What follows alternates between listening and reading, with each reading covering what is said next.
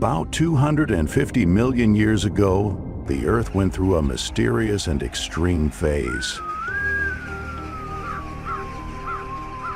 It was Pangaea, the gigantic supercontinent, a single landmass formed by the violent collision of all tectonic plates.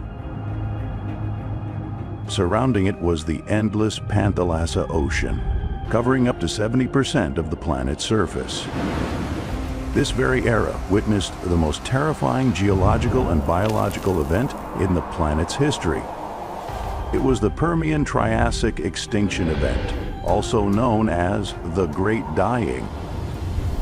In just a brief geological moment, it wiped out nearly 90% of marine species and 70% of terrestrial vertebrates.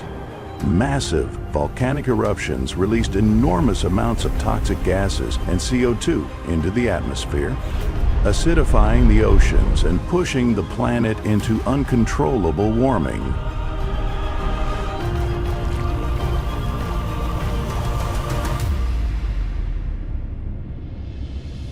When the Earth had no boundaries, when isolation was broken, what happened that drove life to the edge?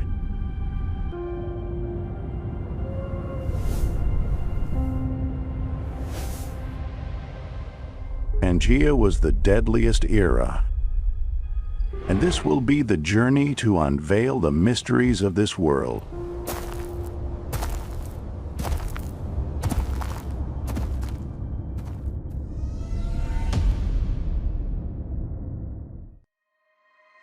When all the tectonic plates collided and merged, they created an enormous structure, Pangaea, which occupied almost all of Earth's land area. But that unification did not only change the shape of geography, it completely disrupted the balance of climate and biology.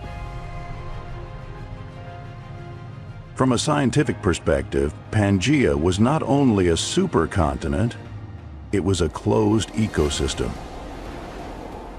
where the balancing rules that once maintained life on Earth suddenly lost their effect. Advanced climate simulations from NASA's Goddard Institute for Space Studies and Oxford University show that the merging of all land into one mass caused the global heat and moisture circulation system to collapse.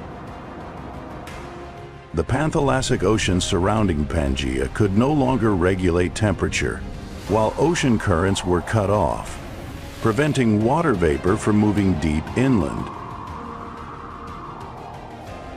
As a result, the center of Pangaea became a vast, arid region, where winds carried red desert dust instead of moisture. Iron oxide-rich dust particles found in sediment samples from the Karoo Basin in the southwestern United States are clear evidence of the existence of a superdesert stretching thousands of kilometers, covering most of this supercontinent. Pangaea's climate was dominated by an extreme weather phenomenon called the Pangean megamonsoon, a giant monsoon formed by the enormous temperature difference between the hot, dry interior and the humid coastal areas. The dry season lasted for months without a single drop of rain, as the land surface reached 70 degrees Celsius, a temperature high enough to vaporize light metals and turn sand into glass.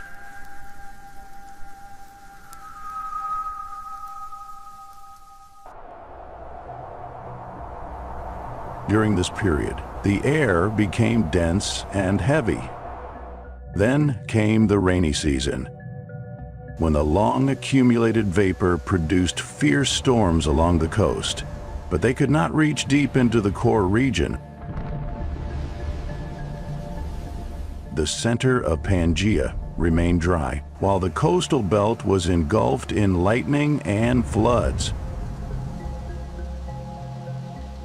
On that surface, life was divided, plants adapted with thick leaves, deep roots, and even developed drought-tolerant photosynthesis mechanisms.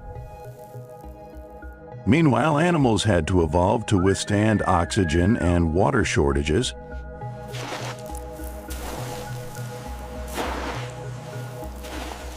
Paleontologists have found fossils of reptiles with thick skin, sealed scales, and high nasal cavities, features that help them reduce water loss and breathe in thin air. Because Pangaea was not only hot, it was suffocating.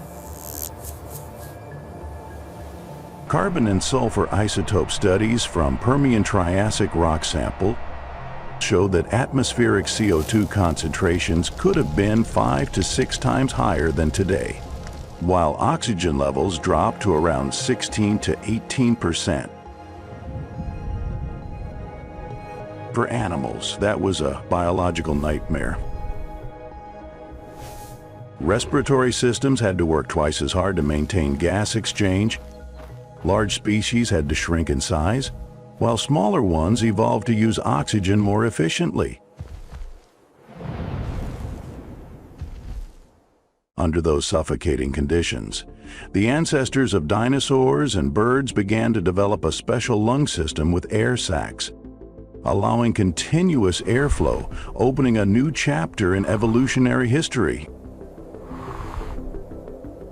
While the land burned under heat and toxic air, the stoppage of deep ocean circulation prevented the mixing of seawater, leading to severe temperature stratification. The surface water, warm and light, while the deep water was cold, dense, and stagnant. Without convection currents bringing oxygen downward, dissolved oxygen levels dropped by 80–90%.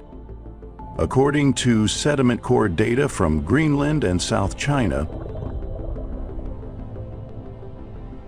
in the darkness of the deep water layers, anaerobic bacteria began to dominate. They multiplied and released hydrogen sulfide, a toxic gas with a rotten egg smell that could kill within a few breaths. When its concentration increased, the water turned purple back, a phenomenon called euxinia. Geochemists discovered traces of light sulfur in Permian marine rocks, evidence showing that hydrogen sulfide once reached surface waters. Some models even suggest that this toxic gas might have escaped into the atmosphere, damaging the ozone layer and allowing ultraviolet rays to reach the surface, delivering another deadly blow to life. Corals turned white and dissolved in acidic water. Mollusks, ammonites, and plankton, the foundation of the food chain, disappeared in large numbers. Limestone, formed during this period, has unusually low organic carbon content, evidence of the decline of marine life. But this catastrophe did not happen in a moment. It lasted for millions of years, a slow but irreversible collapse. As the land continued to heat up and the oceans gradually suffocated, Earth's biosphere entered the deepest stage of decline in its history. The harshness of Pangaea turned our planet into a vast evolutionary laboratory. The weak disappeared, while the strong adapted and rose again. If you love this and don't want to miss the next fascinating things, please subscribe to WUFO now. At the center of Pangaea, where dry winds blew across cracked plains and the sky glowed red with iron dust, appeared a creature that paleontologists call Dimetrodon. Measuring nearly 3 meters in length, Dimetrodon possessed a sail-shaped fin running along its spine, a strange structure formed from elongated neural spines covered by skin and dense blood vessels. Many studies from the University of Chicago and the Texas Institute of Paleontology suggest that this sail was not only a tool for regulating body temperature, but also an evolutionary weapon that helped Dimetrodon control its body energy and hunt efficiently in a harsh environment. When the sun rose, it turned its back toward the light to warm its cold blood and quickly reach maximum speed. And when night fell, the sail radiated heat, making the creature almost disappear into the cold darkness, a perfect predatory machine refined by time. Within the same ecosystem, another creature also ruled, the Gorgonopsid, the apex predator of the late Permian period. With a body half feline and half reptilian, and canine teeth over 15 centimeters long, Gorgonopsid was evidence of a bizarre fusion between mammalian instincts and ancient reptilian physiology. It hunted not only with strength, but with strategy. Motion simulation models based on fossil data show that Gorgonopsid could accelerate suddenly, leap forward, and bite precisely at the prey's weak point, similar to a modern jaguar. But in the wetter climates and sparse rivers and lakes of Pangea. When scientists excavated in the Karoo Basin and Siberia, they discovered gigantic fossils of Priosuchus, an amphibian over 9 meters long, resembling a prehistoric version of a crocodile.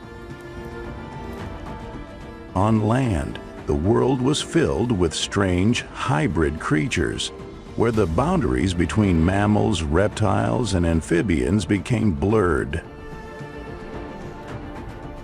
Fossils from ancient Russia revealed a small animal named Thrinaxodon, with flexible jawbones and nasal cavities that allowed it to regulate body temperature, one of the earliest drafts of mammals. Thrinaxodon did not hunt, it hid. As Pangea's climate fluctuated, it dug deep burrows underground, sheltering during droughts and possibly hibernating. Microscopic traces in its bones show a sharp drop in metabolic activity, similar to modern hibernating mammals. It was these small creatures, not the giants, that became the foundation for the future of life after the catastrophe.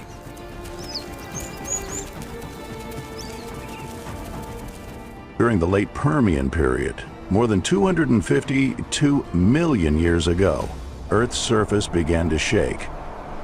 In Siberia, a massive chain of volcanic eruptions, the Siberian Traps, lasted for millions of years, releasing over 4 trillion tons of CO2 and methane into the atmosphere. Global temperatures rose by 5 to 8 degrees Celsius, the oceans lost oxygen, and the predatory machines that once dominated were driven to the brink of extinction. In marine rock layers in China, geologist Wu Yukun found traces of anaerobic sulfate bacteria, evidence that the oceans had become poisonous. Filled with hydrogen sulfide that killed almost all marine organisms on land, dust storms lasted for months. Dimetrodon and Gorgonopsid, once adapted to harsh climates, could not keep up with the rapid rate of change. Food became scarce, and in the end, they too disappeared. Scientists call this event the Great Dying, when more than 90% of marine species and 70% of land animals vanished. The predatory machines of Pangea, the creatures that once symbolized dominance, now exist only as fossils. a cold reminder that even the strongest cannot resist the power of the planet. In the ashes of the Permian period, from small burrows, tiny creatures like Thrinaxodons survived. They became the bridge to the next era, the Triassic period, when new life forms would rise from the ruins of Pangea. And as those land masses slowly drifted apart, they carried with them the memory of a world unlike any other, where every creature, no matter how small or powerful, played a role in writing the first chapter of modern evolution. If the giant predator machines that ruled the land were symbols of evolutionary power, then beneath the deep waves surrounding Pangaea, another silent tragedy was taking place. From geological evidence found in Canada, China, and Greenland, scientists realized that within just a few 100,000 years, marine life had collapsed. It all began with a small change in the atmosphere, an increase in carbon dioxide levels, which caused the planet to heat up. But its consequence was a chain reaction that reached down to the very bottom of the ocean. Under normal conditions, ocean currents continuously circulate, carrying oxygen from the surface to the depths and bringing nutrient-rich water from the deep back to the surface. But as Earth's temperature rose, this fragile balance was broken. The surface water warmed, becoming lighter, floating like a thick blanket covering the entire ocean. The cold, heavy, oxygen-rich water below became trapped, unable to rise or receive new oxygen. This process, called stratification, gradually turned the Panthalassa Ocean into two separate worlds. A bright, hot, nutrient-poor world above, and a dark, suffocating, oxygen-deprived abyss below. Without convection, without circulation, the creatures living in the deep, from plankton to coral and echinoderms, gradually suffocated. Their bodies sank, decomposed, and continued to consume the remaining oxygen. This process reinforced itself. The more life died, the more oxygen was used up, and the more life was extinguished. When scientists studied ancient sediment layers, they found traces of this event: black mud containing pyrite, a mineral that only forms in oxygen-deprived conditions. The black color of pyrite was a reminder that places once full of life had become nothing but darkness and decay. Furthermore, when oxygen disappeared, another form of life, sulfate-reducing bacteria, arose. They did not need oxygen to survive. Instead, they absorbed sulfate from seawater and released hydrogen sulfide, a neurotoxic gas that could kill almost any organism that breathed it. According to modern geochemical studies,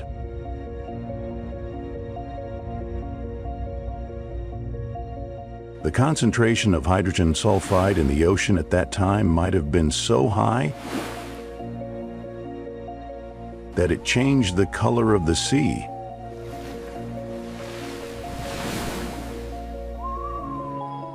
Panthalassa was no longer blue.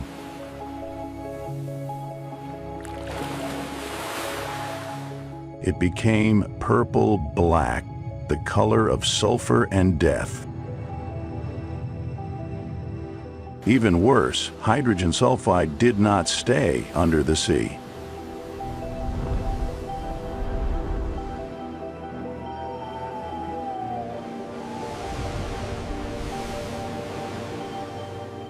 As seawater warmed,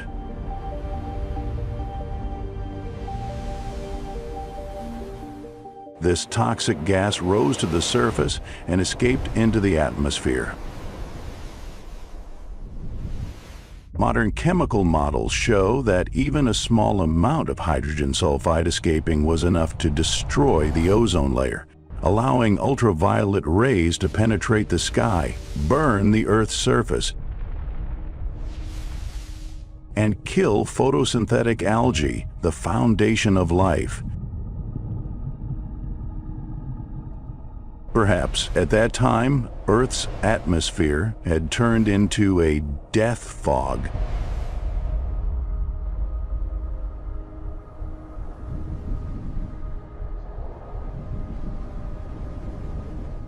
Some scientists hypothesize that if humans had lived during Pangea's era, just a few minutes of breathing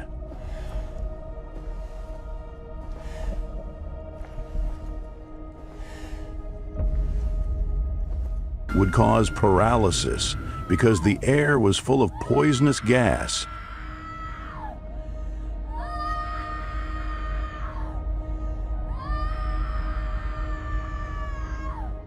The first consequences came from the foundation of the marine ecosystem itself.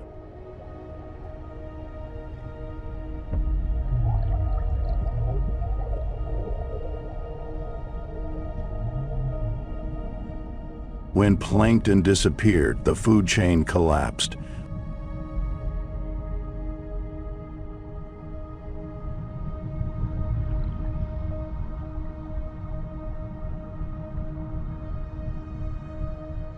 Leading to the extinction of mollusks, echinoderms, and ancient fish species.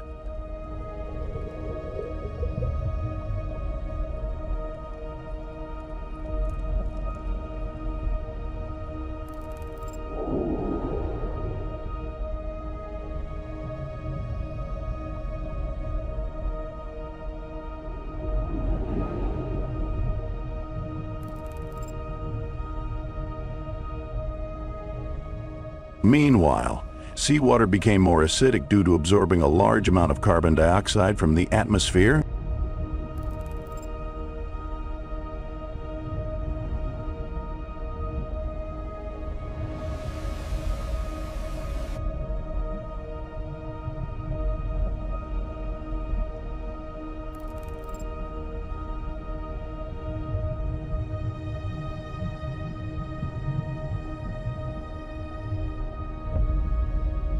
This acidification dissolved organisms with calcium carbonate shells.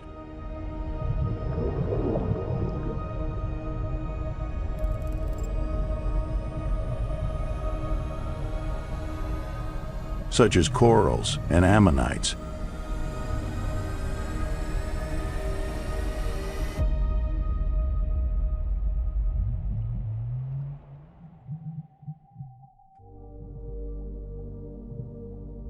Paleontologists found the last ammonite fossils in the sediment layers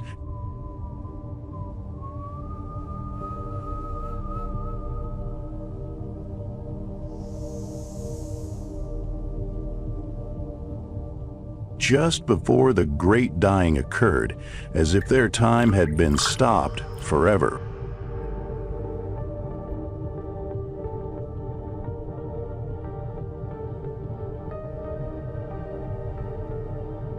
You may think this was just a distant catastrophe.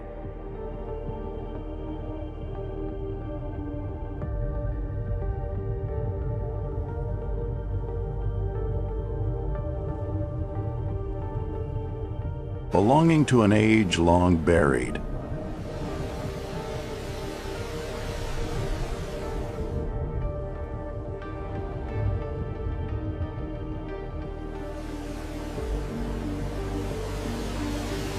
But the signs of the dead ocean are returning.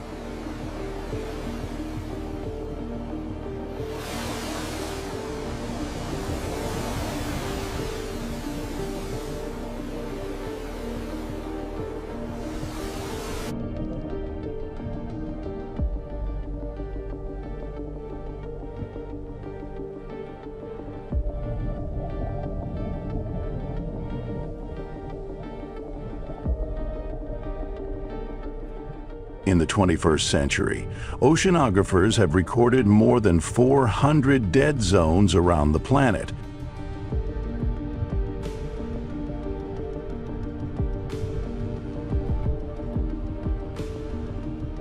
Oxygen-deprived areas where fish and marine life cannot survive.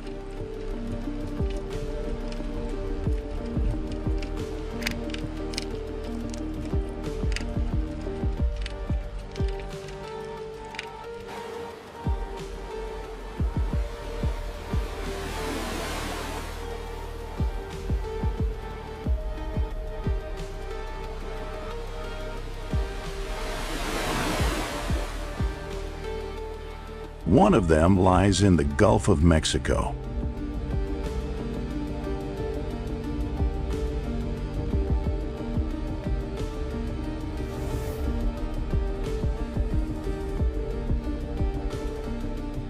Where the Mississippi River carries large amounts of artificial nutrients.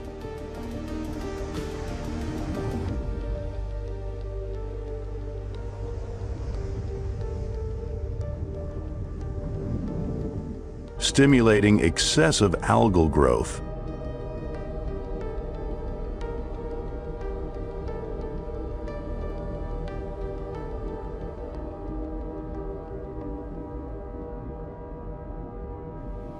When they die, the decomposition process consumes all the oxygen in the water.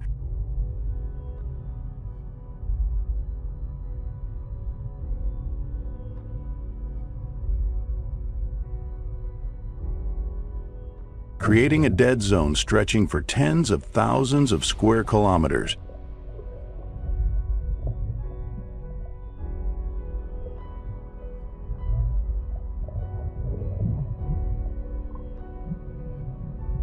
Though smaller in scale, the mechanism remains the same.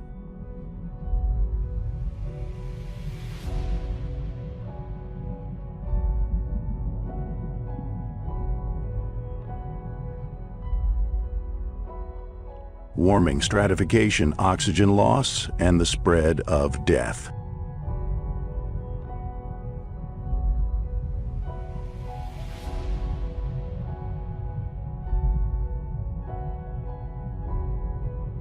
Panthalassa is a cruel mirror reflecting the connection between climate and life.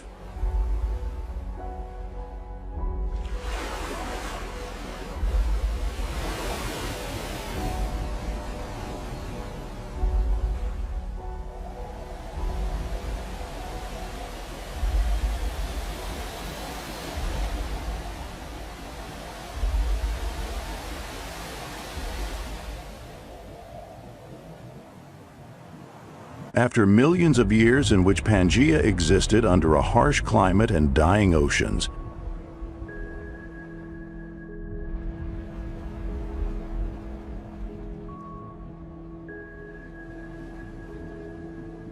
the planet began to tremble from within.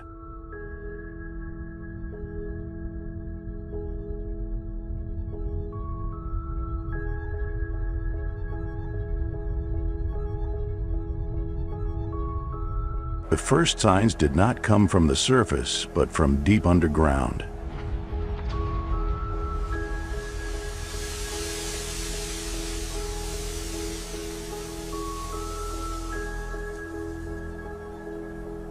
Where Earth's mantle, long simmering with energy, suddenly rose.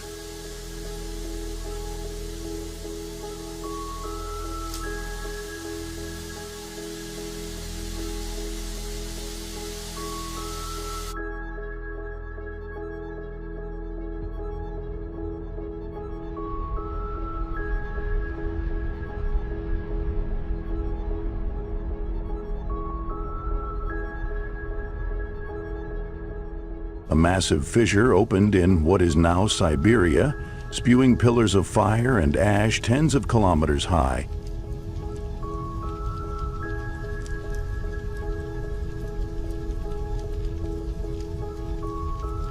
Where lava erupted violently for hundreds of thousands of years,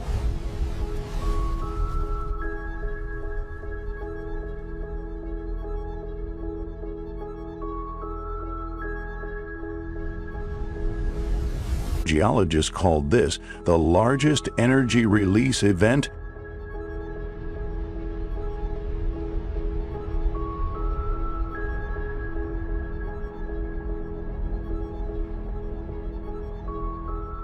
in Earth's history.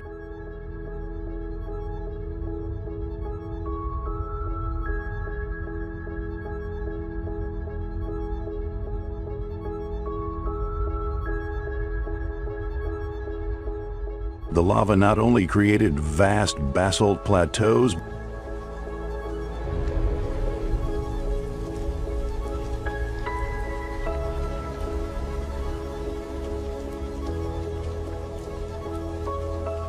but also burned everything in its path.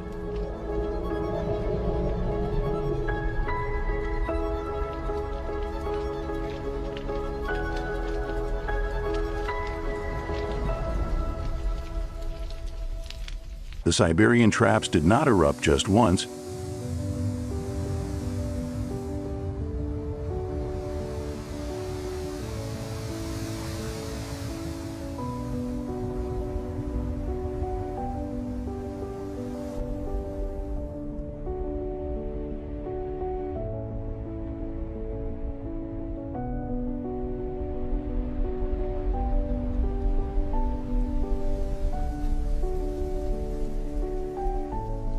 It was a series of explosions lasting more than 500,000 years.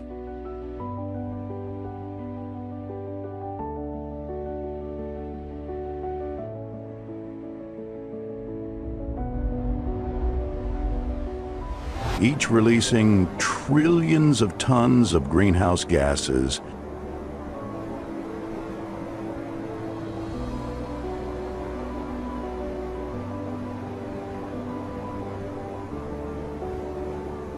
The air at that time was thick with ash and toxic gas.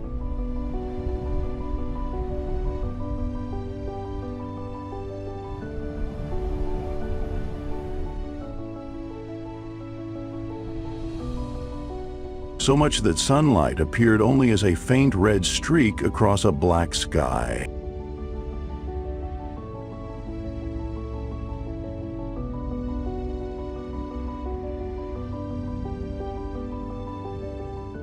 Modern climate models, published in Nature Geoscience in 2022,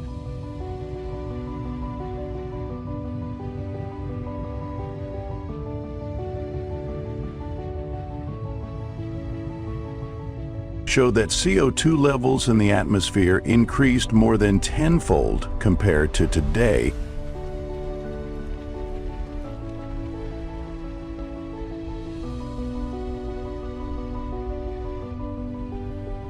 causing global temperatures to rise by another 8 to 10 degrees Celsius.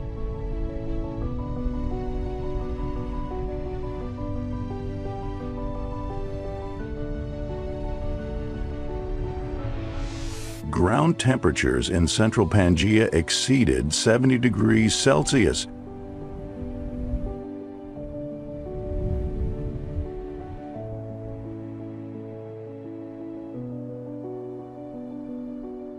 Hot enough to vaporize light metals such as mercury.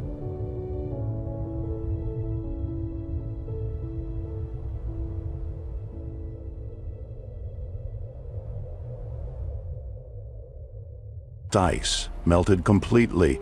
Monsoons were disrupted.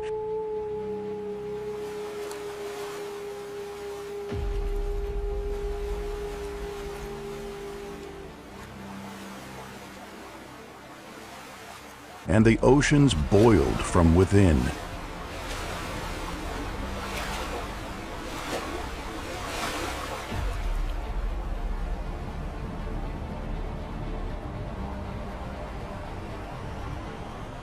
The oceans, once the cradle of life,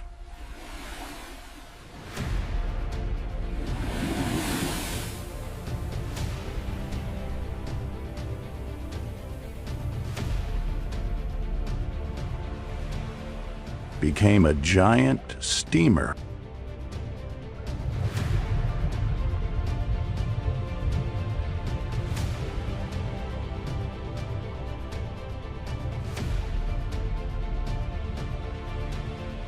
in tropical regions. Surface water temperatures exceeded 40 degrees Celsius, making it impossible for marine organisms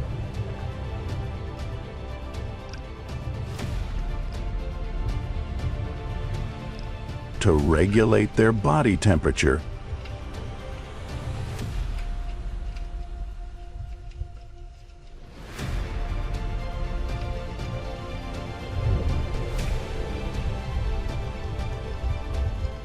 Corals, mollusks, and ancient fish died in mass numbers. Their bodies sank.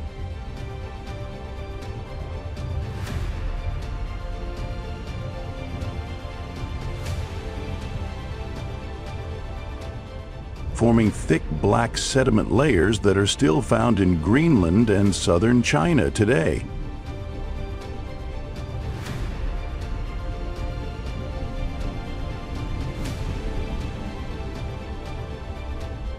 But CO2 was only part of the catastrophe.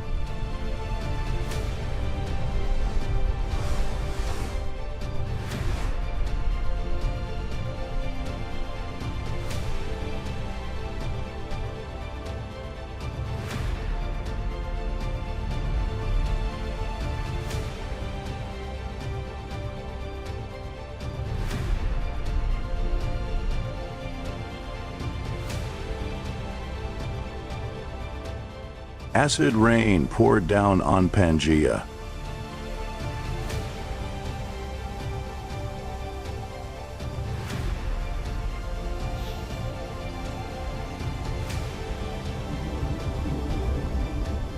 Destroying all vegetation.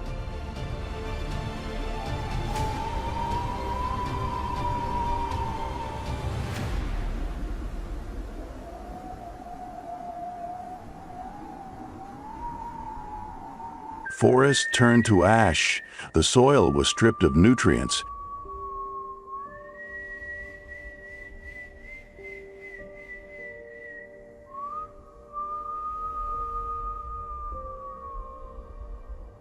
And the land food chain collapsed.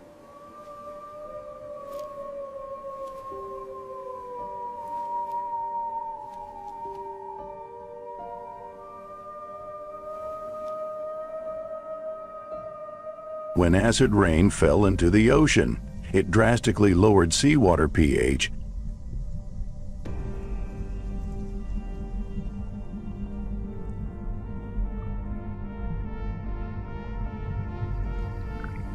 causing calcium-shelled organisms, corals, mollusks, and plankton to dissolve their own shells.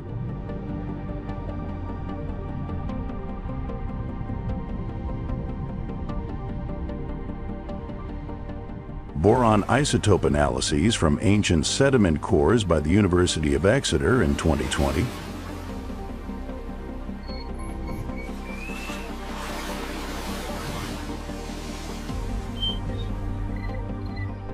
confirmed that the oceans at that time became at least 100 times more acidic than today.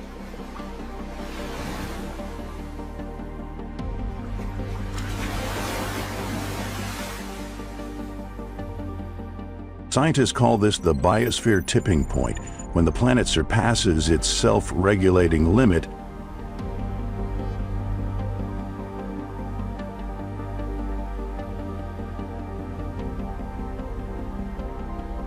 and is forced to re-establish a new equilibrium, even if that means erasing all life.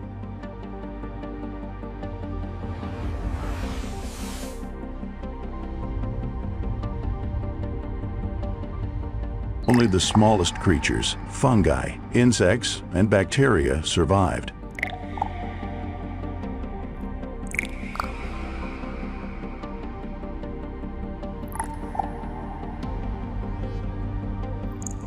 Hiding deep underground or in sea caves.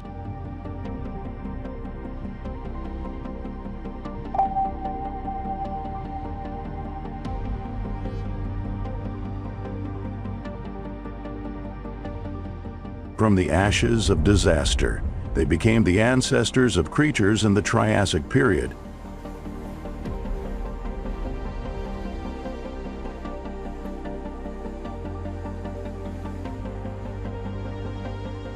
beginning a new evolutionary era.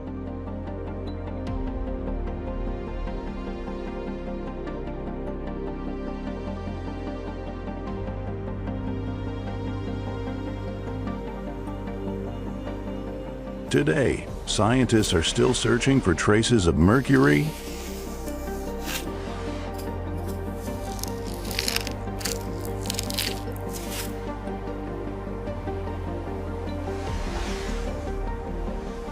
ancient carbon, and volcanic ash.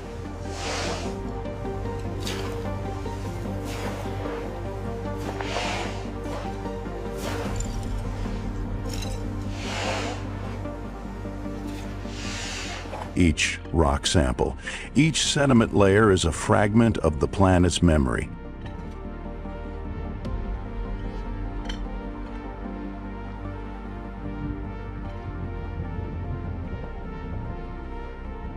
Evidence of the moment when Earth nearly destroyed itself.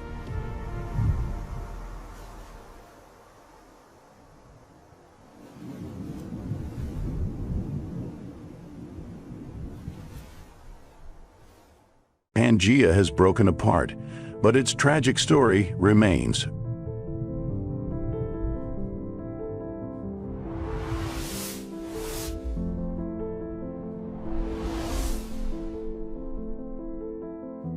Earth's most eternal and profound warning.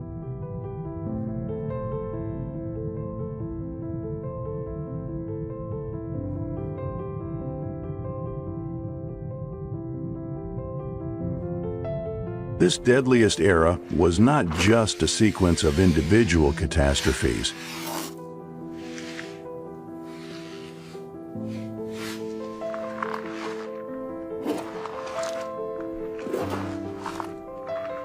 It was the clearest evidence that every extreme unification, from geography and climate to biology,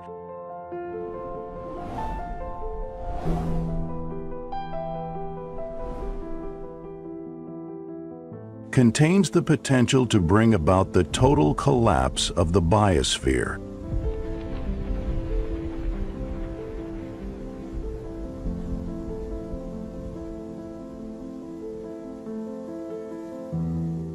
The formation of the supercontinent initiated a chain reaction, pushing the planet into a state of irreversible chemical and thermal imbalance.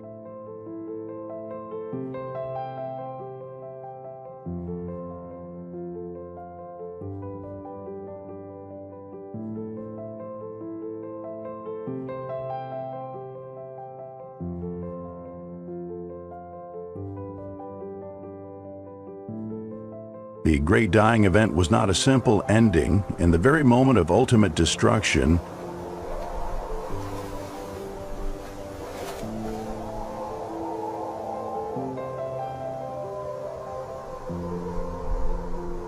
we witness the astonishing resilience of life.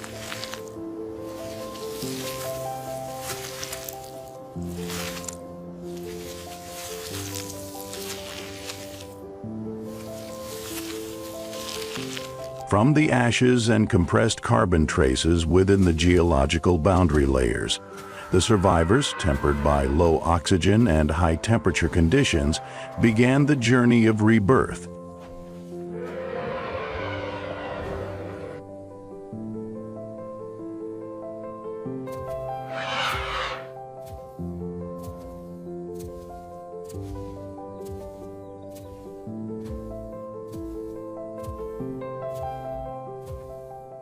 When looking back at the age of Pangea, we do not only see a lost world,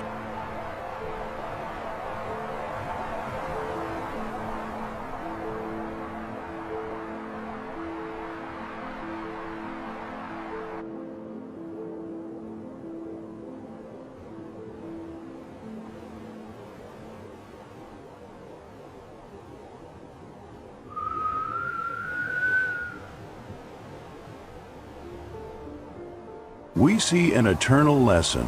Life on this planet exists not because of stability, but because of its capacity for absolute adaptation.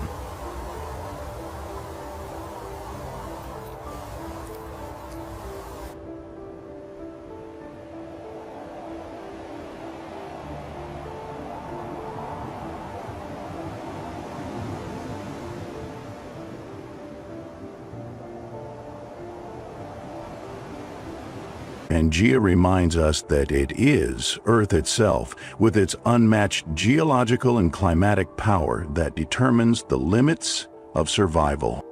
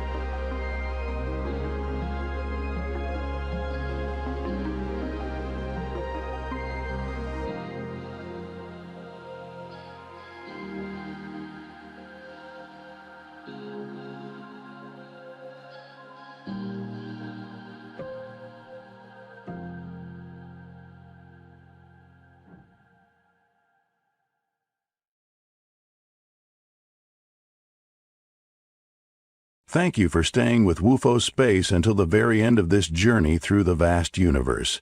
If you found this video interesting and insightful, don't forget to like, share, and subscribe to WUFO Space so you won't miss our next cosmic adventures. Your support means the world to us and fuels our passion to keep exploring the wonders beyond.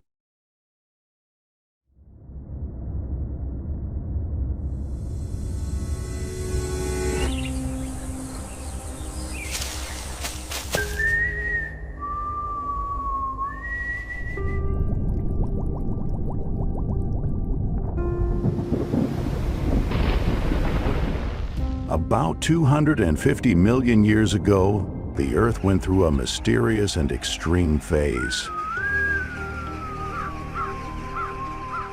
It was Pangaea, the gigantic supercontinent, a single landmass formed by the violent collision of all tectonic plates. Surrounding it was the endless Panthalassa Ocean, covering up to 70% of the planet's surface. This very era witnessed the most terrifying geological and biological event in the planet's history. It was the Permian-Triassic Extinction event, also known as the Great Dying. In just a brief geological moment, it wiped out nearly 90% of marine species and 70% of terrestrial vertebrates. Massive volcanic eruptions released enormous amounts of toxic gases and CO2 into the atmosphere, acidifying the oceans and pushing the planet into uncontrollable warming.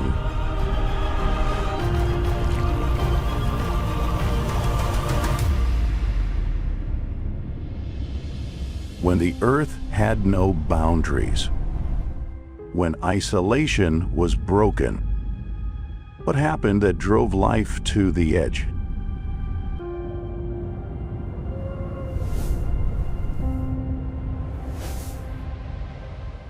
Pangea was the deadliest era, and this will be the journey to unveil the mysteries of this world.